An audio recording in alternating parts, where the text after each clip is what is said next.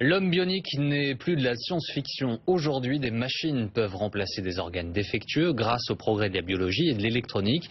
Et les promesses semblent infinies. Vous allez découvrir par exemple la main qui permet de faire ses lacets ou encore l'implant oculaire qui permet de voir des formes. Grand angle, reportage, Antoine Bonnetier et Sophie Herbet. Demain matin, tu fais quoi? Fabrice Barès, photographe professionnel, se promène toujours avec son appareil autour du cou. Mais dans la rue, c'est surtout ce point noir qu'on remarque. Il est l'un des premiers Français à être équipé d'une main bionique. Eh, il est dur, cette putain de porte! Il apprend chaque jour à s'en servir.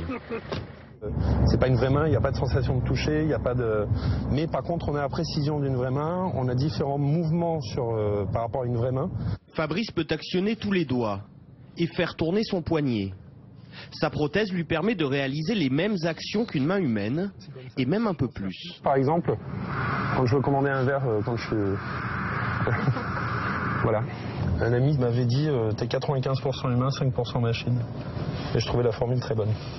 Amputé à l'âge de 4 ans suite à un accident domestique, Fabrice avait jusqu'ici choisi de ne pas porter de prothèse.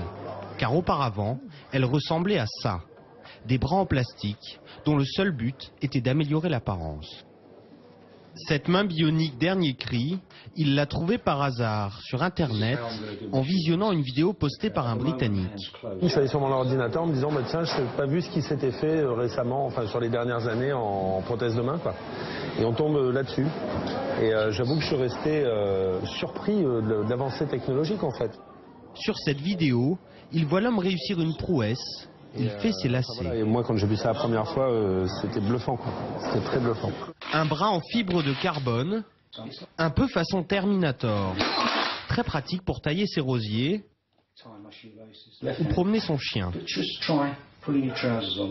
La prothèse coûte 35 000 €. Fabrice la finance avec un appel aux dons sur Internet. Grâce à elle, il peut réaliser des gestes du quotidien. Taper sur un clavier, saisir cet œuf sans le casser ou sucrer son café. Avant, quand j'ouvrais un sachet de sucre, je l'ouvrais comme ça. Et donc avec les dents, ce qui n'est pas gêne. Alors que là, hop. Régulièrement, Fabrice doit faire ajuster sa prothèse. Il se rend chez le spécialiste qui l'a accompagné dans sa démarche. La forme? Bien sûr. Bonjour. Si les possibilités qu'offre la prothèse sont immenses, le fonctionnement, lui, s'avère assez simple. Des capteurs placés à l'intérieur de la prothèse enregistrent les impulsions musculaires et reproduisent les mouvements. Le fait de contracter et d'être décontracté, en fait, c'est ce qui donne l'autorisation à la main de s'ouvrir, de se refermer. Donc en fait, c'est pas le cerveau qui commande, c'est les muscles C'est les muscles de Fabrice. Une main robotisée facile à enfiler. 3, 2, 1. Fabrice a recouvré l'usage de sa main droite, 36 ans après l'avoir perdue. C'est un peu comme la personne qui est en train d'enfoncer des clous avec son pouce dans un mur et puis un jour on lui donne un marteau. C'est juste ça, c'est un nouveau couteau suisse en fait, c'est un nouvel outil et c'est un outil qui est adapté à la demande physique, on va dire. Pour ce scientifique, la révolution bionique ne fait que commencer. Aujourd'hui, des machines peuvent déjà remplacer de nombreux organes défectueux et les perspectives sont quasi infinies. Les frontières entre le biologique, le mécanique et l'électronique sont en train de s'estomper.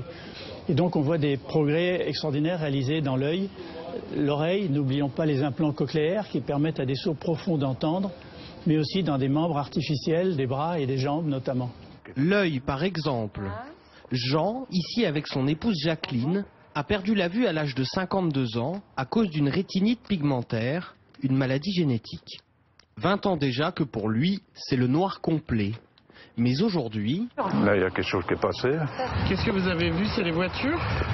Bon, j'ai entendu la voiture, hein, mais je l'ai vu passer comme ça de gauche à droite. Grâce à ses lunettes, Jean peut désormais distinguer des formes, des contrastes et des lumières. Alors on y va. C'est en face, là. C'est bien. Qu'est-ce que vous avez vu? Ben, disons que voilà, que les lignes blanches, automatiquement, hein, ça différencie par rapport au goudron. Donc ça me fait voilà, comme je vous expliquais, les lumières à chaque fois. Voilà, là je sais que par exemple, là vous êtes en face de moi. Là. Sur les lunettes de Jean, une caméra transmet des informations à un implant posé derrière l'œil, contre la rétine. Puis, l'implant restitue les images au cerveau. Ils sont 2 patients tests en France à bénéficier de cette technologie, 5 dans le monde. Il faut plusieurs mois de rééducation pour obtenir des résultats. Lors de ces tests, la patiente est ici capable de distinguer des balles et de déterminer leur taille. Alors, vous allez m'attraper à la plus grosse pour vous.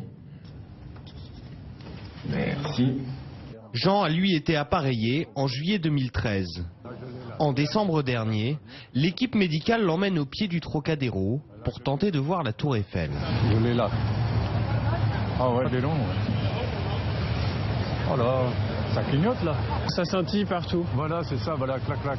Ça faisait longtemps que vous n'avez pas vu la Tour Eiffel. Ah ouais, ça fait un bail, alors là... Mais pour en arriver là, Jean s'entraîne tous les jours avec Jacqueline dans leur cuisine. Une nappe sombre et des objets de tailles différentes à trouver.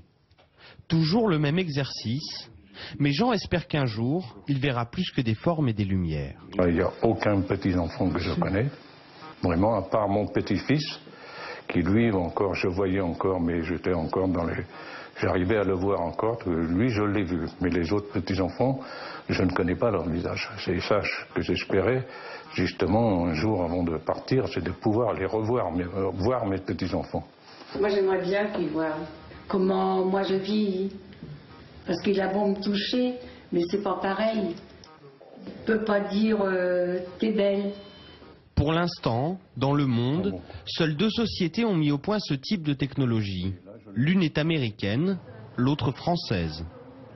Dans ce laboratoire, Bernard Gilly, le fondateur, travaille déjà à la prochaine génération d'implants rétiniens. Voici le modèle dont bénéficie Jean. Et sur cette lamelle, juste à côté, on peut voir la nouvelle version. Au milieu de ce carré blanc, ce petit point, en fait, c'est le futur implant qui est actuellement en cours de développement. Donc on est dans un stade de miniaturisation encore plus avancé.